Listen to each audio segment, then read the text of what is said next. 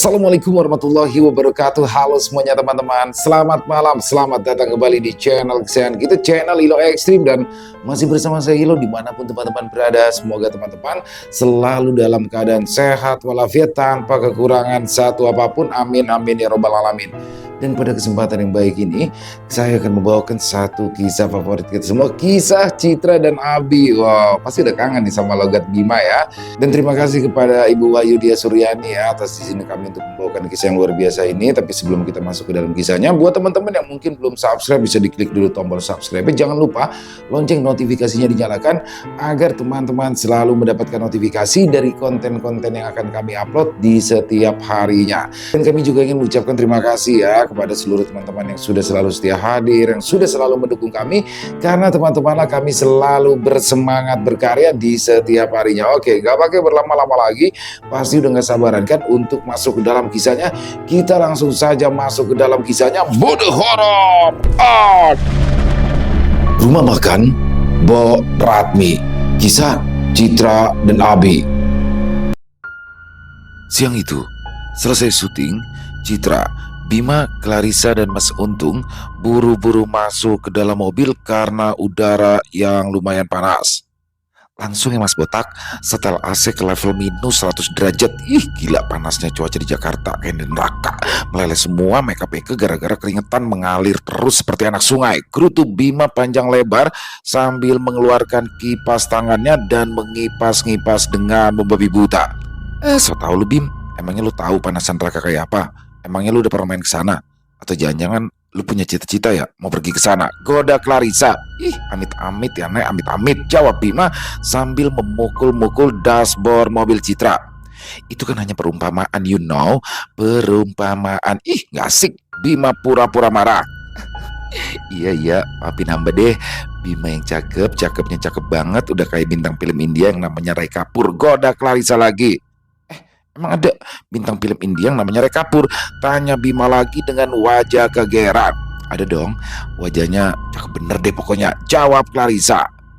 Mas Untung yang sedari tadi diam sambil mendengarkan lagu Campir Sari Remix dari radio tiba-tiba saja tertawa ngakak saat mendengarkan Bima dan Clarissa mengobrol.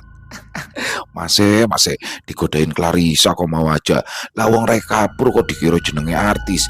Iya ya, Mase, artis India itu jenenge Shahrukh Khan, Amitabh Bachchan. Nah, itu artis India. Lah, kalau Rai Kapur kayak Raine duwene Kapur ya putih kabeh. Untung langsung tertawa diikuti dengan Clarissa dan Citra. Sedangkan Bima langsung memasang wajah Mayun dengan jengkel. Lah, udah jangan marah-marah mulu. Gimana kalau kita makan siang aja? Ajak Citra. Mendengar kata makan, wajah Bima langsung berubah menjadi cerah ceria. Ih, mau dong Nek, ayo makan yuk. Ini cacing-cacing di perut Eke udah pada bawa rantang 7 susun. Makanya di perut dari tadi bunyinya kelontang-kelontang, kata Bima. Oh iya, kita mau makan apa ya? Seketemunya di jalan atau ada usul mau makan apa? Tanya Citra. Kalau Eke ya Nek, maunya makan yang prasmanan yang kita bisa ambil sendiri. Karena kan Eke mau makan yang banyak banget, jawab Bima. Kalau kamu gimana Chris? Tanya Citra. Kalau gue sih lagi pengen makan yang pedes-pedes Cit, kayak sambal setan gitu sih, jawab Clarissa. Ih, setan dimakan. Setan itu adanya di neraka, Neng. Kalau mau makan sambal setan, pergi ke neraka dulu aja. Gih, goda Bima, wajahnya tampak puas saat ia berhasil menggoda Clarissa balik. Clarissa langsung memukuli lengan Bima. Kalau Mas Untung ada usul pengen makan apa? Tanya Citra. Kalau inyong sebarang bake, nyong prai racun. Asal jenenge isi panganan, nyong sikat, jawab Mas Untung. Oke, berarti kita cari makanan yang prasmanan tapi sambelan ya. Coba googling Riz, sekitaran sini ada nggak? Tanya Citra. Clarissa langsung mengambil gawainya, kemudian searching beberapa tempat makan. Nih, ada nih, sekitaran sini ada rumah makan penyetan sambal setan. Dia baru aja buka konsepnya prasmanan. Di TikTok juga lagi viral tuh. Katanya sih sambelnya bikin yang makan kejang-kejang karena saking hotnya, ujar Clarissa. Bima yang mendengar langsung melepas bulu mata palsunya. Ih, sambal kok bikin makan jadi kejang-kejang. Itu mah bukan makanan, Nek. Itu jebakan maut, say. Tapi Eke suka sih yang hot-hot. Apalagi kalau mas-masnya juga hot. Ujar Bima. Wah, pas tuh, cocok sama yang kita pengen. Oke, masih jauh nggak tempatnya? Tanya Citra. Deket-deket sini kok. Tuh, di ujung jalan Sudirman, jawab Clarissa. Mas Untung menghentikan mobilnya tepat di depan sebuah rumah makan yang sepertinya memang baru saja dibuka. Karena dari depan masih tampak banyak karangan bunga dan ucapan selamat atas dibukanya rumah makan tersebut dari para koleganya.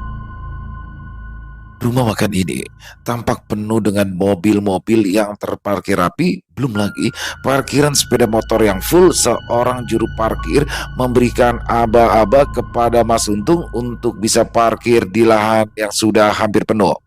Terus, ya mundur Siti Mas. Ya Siti wae, banter-banter engko nanti nabrak sebelahnya. Terus iya mundur sedikit Mas, jangan kenceng-kenceng nanti nabrak sebelahnya jadi masalah, kata si juru parkir tersebut. Setelah mobil Citra terparkir sempurna, Mas Untung lalu turun dan mendatangi si juru parkir. Sira wong endi Mas? Deneng ngomongnya medok temen.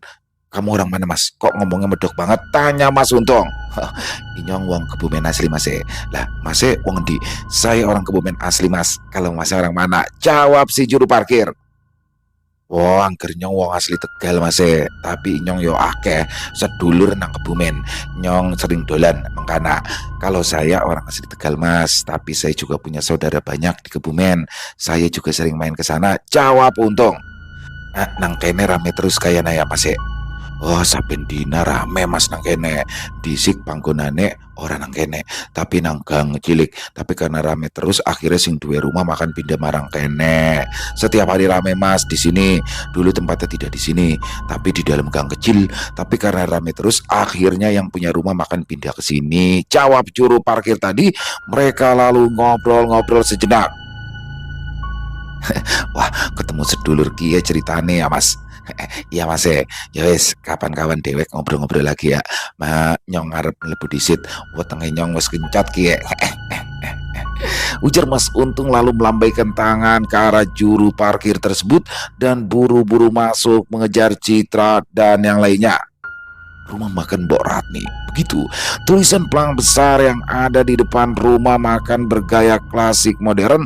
Rumah makan ini termasuk rumah makan yang mewah. Hal ini bisa dilihat dari interiornya, apalagi dia terletak di jalan raya utama. Begitu masuk, sudah ada akuarium raksasa yang berisi banyak ikan koi berwarna-warni. Ruangannya luas dan juga dingin oleh penyejuk udara.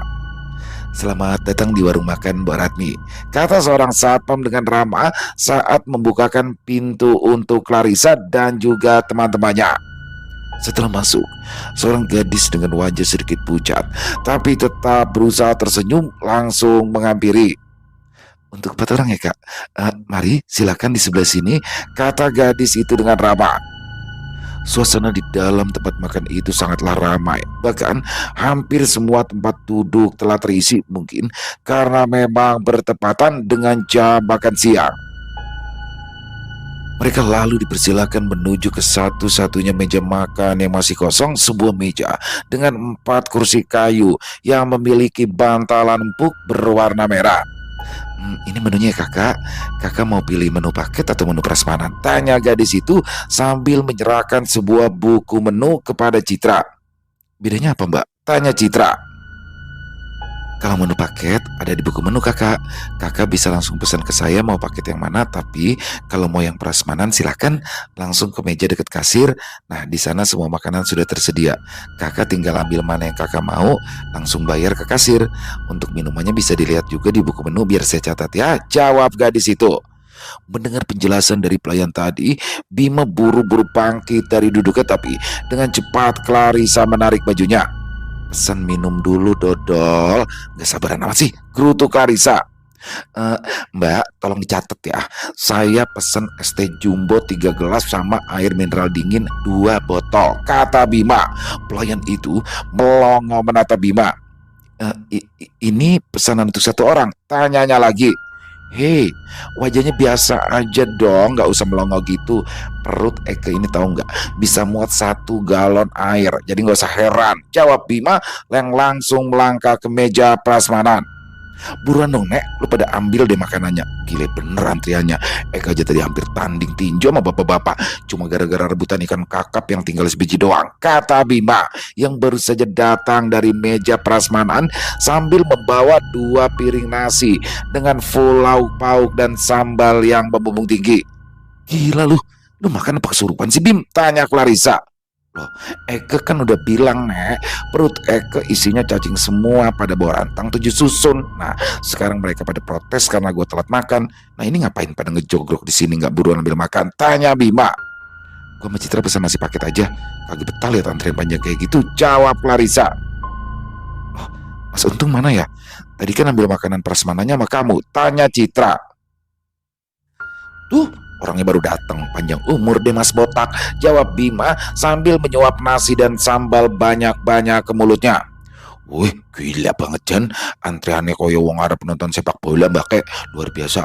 Inyong sampai gak betah, kata Mas Untung lalu duduk di sebelah Bima.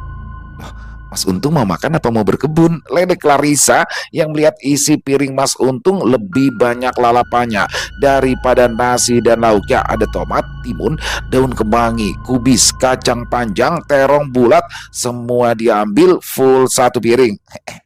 Enak gini Riz, suger, cocok panas-panas kayak gini, jawab Mas Untung. Tidak lama kemudian, pesanan Clarissa dan Citra pun datang. Mereka berempat tampak menikmati makanan masing-masing. Gile, pantesan rame banget dan viral. Udah harganya murah, rasa makanannya juga enak banget. Sambalnya gila banget, bikin bibir jontor kayak habis ketabrak bulldozer, kata Clarissa setelah ia selesai mencuci tangannya. Udah lama ya restoran ini? Pasti cabangnya banyak deh, tanya Citra sambil matanya memandang ke seluruh ruangan. Orang mbak kek, belum ada cabangnya, baru satu ini. Dulu letaknya itu di gang sempit, lalu karena ramai banget jadi nggak muat. Padahal baru 2 tahun lebih sudah bikin tempat semewah ini. Keren yo, terang Mas Untung. Loh, Mas Untung tahu dari mana? Tanya Citra. Dari mas-mas yang markirin mobil bake. Tadi Nyong sempat ngobrol-ngobrol sama dia, jawab Mas Untung. Gak mungkin deh kalau dari gang kecil baru 2 tahunan bisa bikin rumah makan mewah kayak gini. 20 tahun kali Mas, salah denger lu, kata Clarissa. Ora Riz, suwer tak kewer-kewer, yang bilang malah tukang parkirnya sendiri, jawab Untung. Waduh, agak mencurigakan nih. Jangan-jangan Clarissa di sini tidak meneruskan ucapannya. Ih, jangan apa-apaan sih Nek, lu jangan mikir aneh-aneh deh. Eke udah habis 3 piring nih. Ini cacing-cacing di perut Eke baru aja pesta. Jangan macem-macem lu ya, ujar Bima. Lah, kan fakta.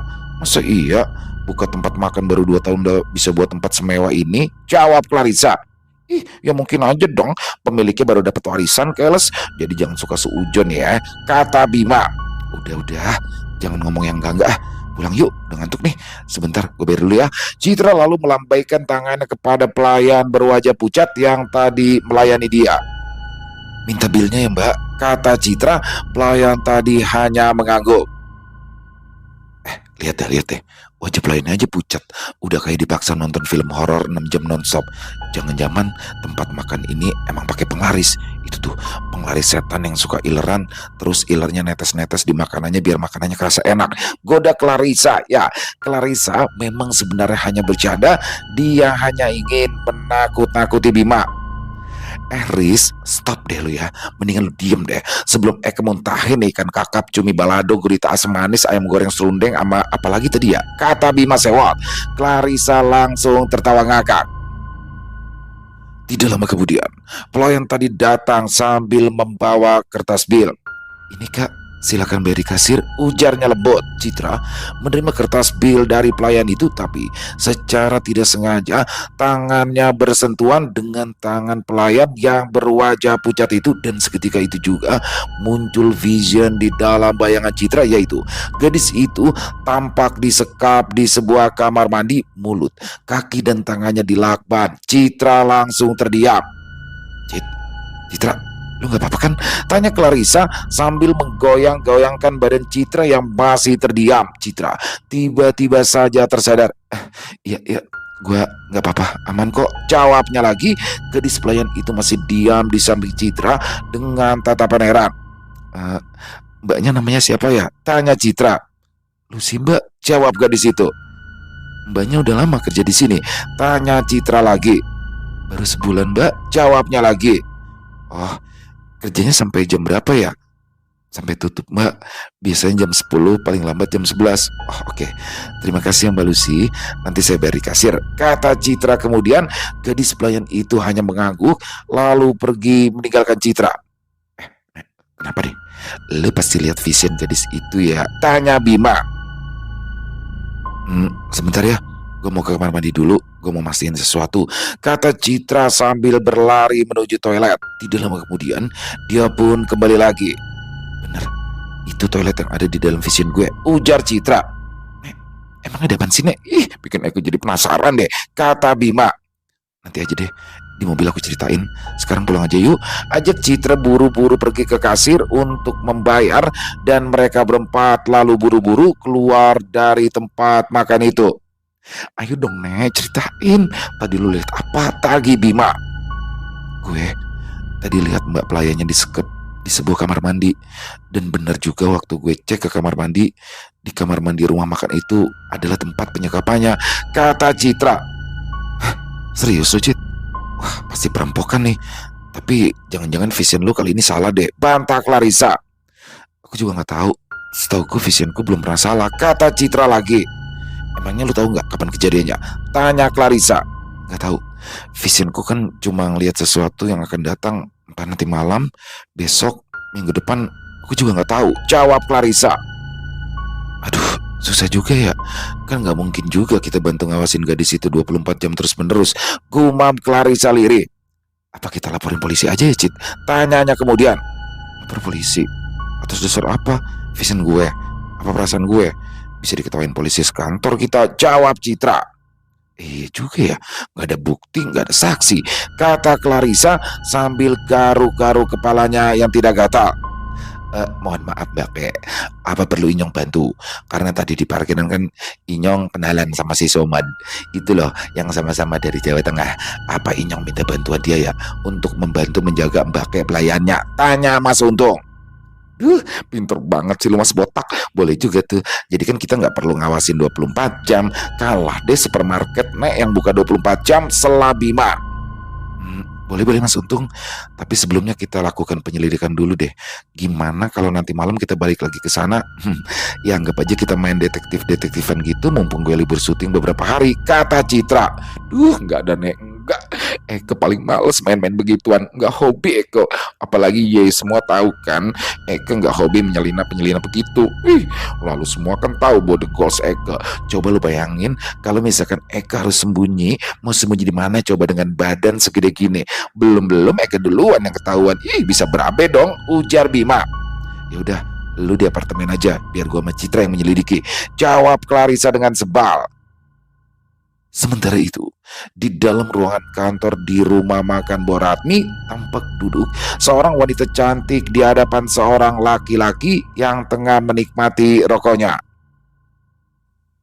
Kamu sudah siapkan upacara penumbalan untuk nanti malam?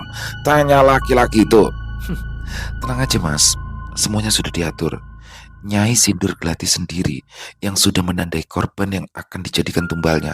Nanti malam, dia sendiri yang akan melakukan upacara penumbalannya. Kali ini siapa tumbalnya? Tanya laki-laki itu. Karyawan baru kita, si Lucy.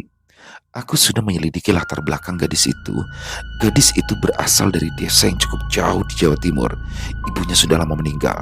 Dia cuma tinggal berdua dengan ayahnya. Kakak-kakaknya juga sudah berkeluarga semua. Jadi, aku bisa pastikan kematian gadis itu tidak akan terlalu membuat keluarganya bersedih, jawab wanita cantik itu. Kamu pintar memilih tumbal, kata laki-laki itu lagi.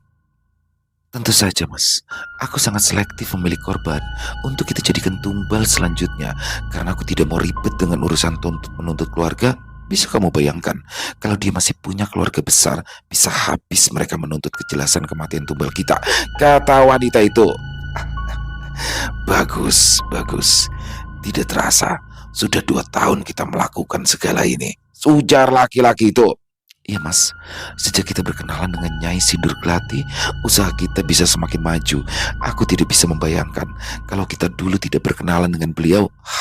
Buat makan saja susah, kontrakan habis, tidak bisa bayar SPP anak-anak, tidak bisa bayar listrik.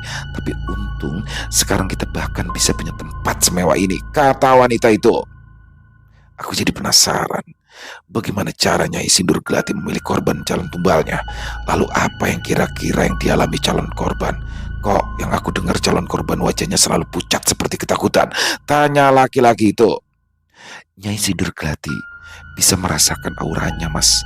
Dia tahu gadis ini memiliki aura baik, lahir di tanggal dan weton yang baik. Setauku, aku sering ngobrol dengan calon tumbal kita. Katanya, sebelum menjadi tumbal, beberapa hari mereka serasa seperti diteror oleh makhluk yang sangat mengerikan. Bahkan sampai tidak bisa tidur berhari-hari. Itulah sebabnya wajah mereka rata-rata menjadi pucat karena gabungan antara takut dan kurang istirahat. Tapi, kata Nyai Sindur Gelati, orang-orang yang jiwanya ketakutan justru sasaran yang empuk untuk dijadikan tumbal. Jawab wanita itu lagi sambil tersenyum. Malam itu, selepas makan malam, Citra dan Clarissa berniat untuk kembali ke tempat makan Boratmi. Mobil sudah siap dijalankan oleh Mas Untung ketika tiba-tiba saja kaca mobil di sebelah Clarissa diketuk-ketuk oleh seseorang. Spontan saja Clarissa berteriak kaget karena orang tersebut berpakaian serba hitam dan memakai penutup mata ala Zorro. Bukan buka, Eke ikut, rengek sebuah suara yang begitu mereka kenali. Sialan lu, ngagetin aja sih. Gue kira Pandu Bin pakai baju hitam-hitam gitu. Mau ngapain sih lu? Tanya Clarissa yang langsung tertawa ngakak melihat dandanan Bima. Loh, tadinya kan katanya mau main detektif-detektifan. Ya jelas dong Eka harus melakukan penyamaran biar nggak dikenal orang. Gimana sih? Ih, udah sih belum? Udah sih belum penyamaran Eka? Tanya Bima. Penyamaran apaan sih? Yang ada lu malah dikira garong, tahu? Lagian ngapain sih lu pakai topeng-topeng begituan segala? Tanya Clarissa lagi. Ya maksud Eke kan biar kelihatan lebih keren. Maklum Eke kan nggak pakai bulu mata jadi Eke tutupin aja pakai topeng biar tetap kelihatan kece badai. Jawab Bima. Udah, ayo buruan masuk. Kita harus segera berangkat. Ntar takutnya penjahat-penjahat itu keburu masuk lalu menyandera gadis itu, kata Citra. Tidak lama kemudian, mobil Citra pun sampai di seberang rumah makan Boratmi. Mereka memang sengaja tidak mengintai terlalu dekat karena takut ketahuan, karena masih mengira kalau tempat makan Boratmi akan dirampok. Mereka sama sekali tidak berpikir ke arah mistis. Pukul 9 malam, tampak pengunjung terakhir keluar dari rumah makan itu, dan 1 jam kemudian setelah para pelayan yang sudah membersihkan seluruh ruangan tampak satu persatu keluar dari rumah makan Boratmi. Dan terakhir, terlihat seorang satpam yang celingak-celinguk seperti melihat-lihat situasi, lalu dia menutup dan mengunci pintu rumah makan itu lalu pergi mengendarai sepeda motor. Kok gue nggak lihat Lucy keluar ya? Apa gue kelewatan ya? Tanya Citra. Enggak Cit. Gue juga ngeliatin terus ke rumah makan itu. Emang gue juga nggak lihat Lucy keluar dari tadi. Jawab Clarissa. Wah, kok bisa ya? Wah, ada yang nggak bener nih. Apa dia pulang duluan sebelum kita datang ya? Tapi tadi kan dia bilang dia pulangnya jam 10. Dia kan tok. Belum selesai Citra bicara, tiba-tiba saja pintu kaca mobilnya diketok-ketok oleh seseorang. Clarissa segera menurunkan kaca mobilnya. Mbak sama mas-mas ini pada mau ngapain ya? Konyong perhatikan dari tadi parkir di sini tapi tidak ada yang masuk atau keluar. Tanya seorang laki-laki yang ternyata adalah Somad, juru parkir di warung makan Boratmi. Mereka berempat langsung saling pandang. Mas juru parkir ya? Tanya Citra. Ya mbak, nama saya Somad. Mbak kayak artis film ya? Kok kayak pernah lihat kayak familiar. Mbak sama mas-mas ini sebenarnya pada mau ngapain ya? Nyong perhatikan dari tadi kok diem aja di sini di dalam mobil, kata Somad. Oh iya mas, nama saya Citra, ini Clarissa, ini Bima, dan kalau yang itu, nah kalau mas yang nyopir Nyong kenal, tadi siang juga udah ngobrol banyak. Mas Untung kan? Potong Somad. Untung hanya mengangguk. Begini ya Mas Somad, kedatangan kami kemari mau tanya sama Mas Somad. Mas Somad kenal sama pelayan yang namanya Lucy nggak? Tanya Citra. Mbak Lucy, yang orangnya kecil terus ada lesung pipitnya? Tanya Somad balik. Iya mas, jawab Citra. Oh ya kenal banget, kan kos-kosannya deket sama kontrakan Inyong Mbak. Itu loh di belakang situ, jawab Somad sambil tangannya menunjuk ke arah belakang rumah makan itu. Apa Mbak Lucy pulang duluan tadi ya mas? Tanya Citra lagi. Enggak kok Mbak, kalau pelayan biasanya pulang 1 jam setelah tamu terakhir pulang. Itu pun biasanya bareng, rame-rame. Jawab Somad lagi. Jadi Mbak Lucy-nya sudah pulang bareng yang lain. Kali ini Clarissa yang bertanya. Iya juga ya. Biasanya kalau pulang Mbak Lucy selalu nyapa Inyong. Oh perasaan tadi Mbak Lucy-nya nggak ada ya. Masa nyelonong aja Mbak Lucy orang pamitan sama Inyong. Kata Somad lagi. Ketika mereka sedang mengobrol, tiba-tiba saja terlihat sebuah mobil hitam berhenti tepat di depan pintu rumah makan tersebut. Mereka lalu sama-sama terdiam. Somad, udah masuk. Kita lihat mereka mau apa. Perintah Citra kepada Somad agar Somad tidak terlihat oleh pengendara mobil hitam tersebut. Somad buru-buru masuk ke dalam mobil Citra. Di dalam mobil Citra, mereka melihat 4 orang turun. 1 orang wanita tua yang rambutnya sudah memutih dan dibiarkan panjang terurai berjalan di depan dengan memakai bantuan tongkat, sedangkan 3 orang lainnya laki-laki bertubuh gempal berpakaian serba hitam. Mereka mengetuk pintu depan. Lalu tidak berapa lama kemudian seorang laki-laki membukakan mereka pintu dan mereka berempat langsung masuk dan pintu pun buru-buru ditutup lagi. Siapa yang mereka? Tanya Citra. Yang bukain pintu tadi namanya Pak Gilang Mbak, suaminya Bu Ratmi, pemilik rumah makan itu. Kalau tamunya Inyong kurang tahu Mbak. Cuma Inyong memang beberapa kali lihat mereka datang sewaktu Bu Ratmi masih jualan di gang kecil. Tapi mereka memang selalu datang malam-malam setelah tempat makan tutup. Terang Somad. Keluarga Bu Ratmi mungkin? Tanya Clarissa. Kalau Bu Ratmi itu yatim piatu Mbak. Beliau pernah cerita ke Inyong, katanya dia dulu tinggal di panti asuhan. Sedangkan Pak Gilang suaminya katanya asli Sumatera. Semua saudaranya ada di Sumatera sana. Terang Somad lagi. Mas Somad, ada pintu belakang gak ya? Tanya Clarissa. Ada Mbak. Kenapa? Tanya Somad balik. Ngapain coba main tebak-tebakan? Langsung aja kita cari tahu daripada susah-susah. Jawab Clarissa enteng dia. Lalu turun dan semua langsung mengikuti. Mereka berlima lalu berjalan mengendap-endap menuju pintu belakang. Suasana jalan sudah jauh lebih sepi. Lampu remang-remang membuat bangunan rumah makan itu tampak lebih menyeramkan. Setelah pintu belakang dibuka oleh Somad, mereka berlima perlahan-lahan masuk ke dalam. Aduh Nek, yakin nih pada mau masuk lagi. Eka kok ngerasa bulu ketek Eka pada berdiri semua deh. Kayak habis ketemu mantan yang utangnya belum dibayar. Bisik Bima sambil menggigil. Clarissa mendengus dengan suara pelan. Udah deh Bim, lu diem aja. Kalau ketahuan nanti lu aja yang gua kempisin. Bima manyun sambil memegangi topeng Zoronya takut lepas. Mas Botak, ini buat persiapan ya. Eka 1, Mas Botak 1, kata Bima sambil melepas sepatu high heel-nya. Mereka masuk dengan hati-hati. Ruangan di dalam sudah gelap, hanya sedikit cahaya dari lampu lorong. Saat kelima orang itu hampir sampai di ruangan kantor, tiba-tiba mereka mendengar seseorang bercakap-cakap. Tumbalnya sudah siap. Terdengar suara parau khas nenek tua. Sudah Nyi, jawab seorang wanita. Bagus, persiapannya juga sudah. Karena aku tidak mau Ronggo Abang, jin penglarisku saat datang nanti persiapannya ada yang kurang. Ronggo Abang adalah salah satu jin yang mudah marah. Maka sebelum aku memanggilnya, semua harus sudah dipastikan beres. Terdengar suara nenek tua itu lagi. Citra dan yang lainnya sangat terkejut kala mendengar percakapan itu. Mereka sama sekali tidak menyangka kalau apa yang sedang mereka selidiki sekarang berhubungan dengan ilmu gaib. Gile, gue pikir kita bakalan urusan sama garong atau mencuri, bisik Citra. Kalau gue sih udah curiga, mana ada tempat makan kecil bisa jadi semewah ini dalam waktu 2 tahun aja, kecuali dia dikasih warisan.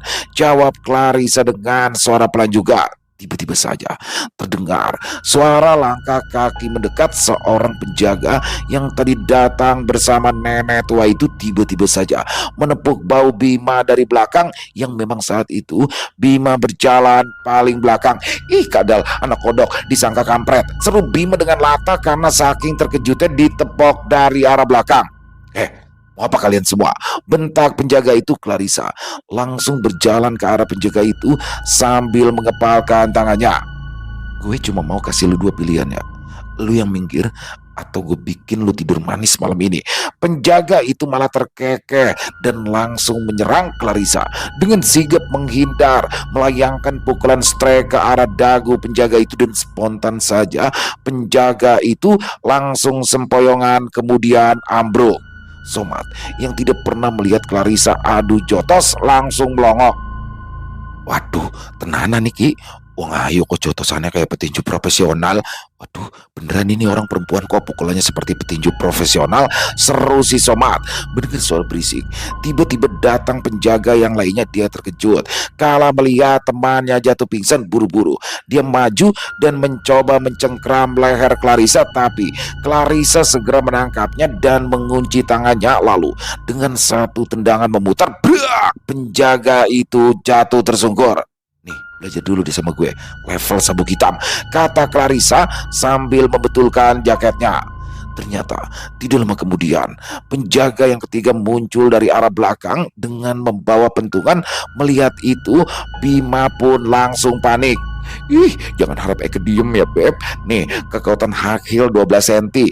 Bima memegang sepatunya mengkilap dan tanpa aba-aba dia melemparkannya tepat ke arah jidat penjaga yang baru datang itu, dan plak, sepatu high heel Bima langsung kena pas di dahi penjaga seperti layaknya anak panah. Aduh, kepalaku. Penjaga itu berteriak sambil memegangi kepalanya. Mas Untung yang merasa satu timnya yaitu dua high heel langsung semangat ikut membantu dia. Buru-buru mengambil sepatu Bima yang satunya dan berteriak sambil melempar sepatu itu. Penjaga yang sudah kesakitan akibat dilempar sepatu oleh Bima langsung pingsan ketika ditambahi lemparan sepatu kedua oleh Mas Untung. Dengan kekompakan aneh dan lucu itu, akhirnya mereka berhasil melumpuhkan semua penjaga. Setelah 3 orang penjaga itu dilumpuhkan, mereka lalu menuju ke arah suara percakapan tadi, tapi ternyata Bu Ratmi, suami dan nenek tua itu sudah tidak ada. Ruangan itu kosong. Oke, kita pencar ya. Gua sama Clarissa mau cari Lucy, dua high heel sama Mas Somad cari Bu Ratmi ya, suaminya sama nenek tua itu. Oke, perintah Citra. Mereka semua langsung mengangguk. Citra dan Clarissa segera berlari masuk ke dalam mencari gadis pelayan bernama Lucy. Mereka menemukan Lucy tengah diikat di kamar mandi yang ada di dekat dapur. Clarissa buru-buru memutuskan tali pengikatnya, sedangkan Citra mencoba menenangkan gadis itu. Gak apa-apa Lucy, kamu aman sekarang ya. Ayo cepat kita keluar, kata Citra lembut. Baru saja mereka hendak keluar, tiba-tiba saja udara berubah menjadi sangat dingin. Aroma anyir darah tercium di udara. Dari tengah aula, asap hitam bergulung-gulung membentuk sosok mengerikan. Ternyata Nyai Sindur Glati telah memanggil jin penglarisnya, yaitu Ronggo Abang. Wajahnya dipenuhi luka gosong, rambutnya panjang acak-acakan dan matanya berkilat merah darah. Berani-beraninya kalian menggagalkan persembahanku, suaranya bergema menggelegar. Untung Somad dan Bima yang juga baru muncul bersamaan langsung terkejut melihat penampakan yang sangat menakutkan. Bahkan Bima hampir saja jatuh pingsan.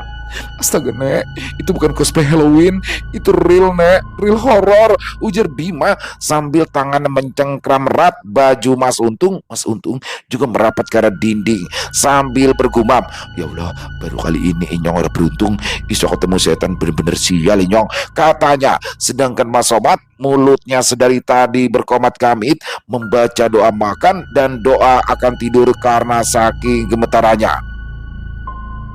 Tiba-tiba saja jin penglaris milik Nyai Sindur Glati mengangkat tangannya.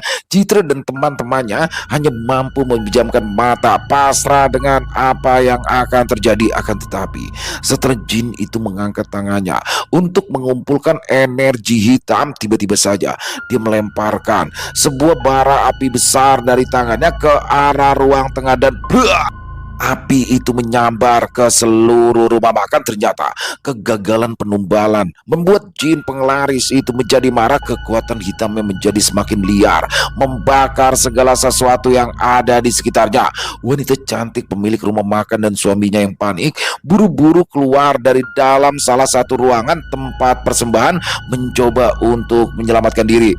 Nyai, tolong kami. Kami sudah lama mengabdi, teriak wanita itu ketakutan. Tapi Nyai Sindur Gelati malah tertawa kejam. Pengkhianat, kalian gagal. Itu kesalahan kalian sendiri, karena kalian gagal mempersembahkan tumbal untuk Ronggo Abang. Terimalah balasan kalian, katanya dengan suara menggelegar. Dia lalu bergegas pergi meninggalkan rumah makan Boratmi. Dalam sekejap, kuburan api melahap tubuh wanita itu dan suaminya, membuat mereka berteriak-teriak kesakitan sebelum akhirnya suara mereka berdua lenyap ditelan kobaran api. Untungnya Citra dan kawan-kawannya serta Lucy berhasil berlari keluar sebelum ledakan besar menghancurkan seluruh rumah makan. Api membumbung tinggi, membakar habis rumah makan mewah itu menjadi arang. Mereka semua berdiri di kejauhan terengah-engah. Aduh Nek, udah kayak drama Korea deh ini. Cuma beda endingnya aja, bakar-bakaran bukan peluk-pelukan, katanya sambil melepaskan topeng Zoronya.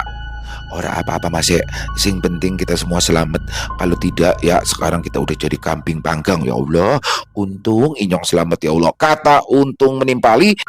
Mereka semua lalu tertawa lega meski kelelahan mendera. Tapi mereka semua merasa bersyukur karena baru saja melewati sebuah pengalaman yang luar biasa. Setelah mengucapkan salam perpisahan kepada Lucy dan Somat, Citra dan teman-temannya buru-buru pergi meninggalkan tempat kejadian begitu mendengar suara sirene mobil polisi dan pemadam kebakaran mendekat. 3 hari setelah kejadian di rumah makan Boratmi yang menegangkan, suasana di apartemen Citra jauh berbeda, tenang, adem, dan penuh aroma teh melati yang baru diseduh. Di ruang tengah, Bima sudah selonjoran memakai daster bermotif macan, rambut palsunya disanggul ala emak Arisan, sedangkan Clarissa duduk santai sambil ngemil keripik pedas. Mas Untung selonjoran di atas lantai sambil makan tempe mendoan. Eka bener-bener trauma dan Nek. Rumah makan kebakar di depan mata Eka. Rambut palsu Eka hampir ikut gosong. Coba dibayangin kalau itu kejadian pas malam Halloween. Orang-orang pikir itu pasti atraksi pemeriah suasana. Keluh Bima sambil kipas-kipas. Clarissa ngakak. Lu tuh Bim, kalau mau mati tetap aja dramatis. Gua kira lu bakal teriak sialala, goodbye dunia gitu waktu rumahnya meledak. Mas Untung nyeletuk masih sambil mengunyah mendoan. Tapi itu beritanya viral loh Bake. Di semua media sosial, rumah makan laris meledak, diduga karena ledakan tabung LPG. Begitu beritanya Bake. Iya ya, untung kita buru-buru kabur, jadi nggak perlu jadi saksi bla bla bla. Susah juga sih kita mau bilang apa coba. Masa orang percaya yang ngebakar tuh rumah makan setan, bisa-bisa kita yang dituduh.